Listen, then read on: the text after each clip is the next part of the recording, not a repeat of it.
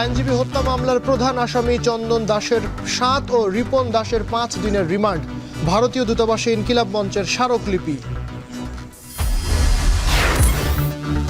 দেশকে অস্থিতিশীল করতে বিদেশি ষড়যন্ত্রের অভিযোগ বিএনপির। সংস্কারে গতি বাড়াতে সরকারকে তাগিদ জামায়াতের। 18 কোটি মানুষ যদি ঐক্যবদ্ধ থাকি, যে দেশই হোক না কেন আমাদের বিরুদ্ধে ষড়যন্ত্র করে তারা সফল হতে পারবে না। সংস্কারে গতি বাড়িয়ে মৌলিক সংস্কারগুলো করে একটা সুষ্ঠু নির্বাচন জাতিকে উপহার দেন। বাজারে বোতলজাত সয়াবিন তেলের সংকট, সিন্ডিকেটকে দুষছেন বিক্রেতারা। সরবরাহ বাড়ায় শীতের সবজিতে স্বস্তি। তেলের সংকটটা যদি দূর হয়ে যায় তাহলে বাজারে কোনো সমস্যা নেই। একটু দাম একটু কমেছে, আবার কিছু কিছু জিনিস আছে যেগুলোর দাম বেড়েছে।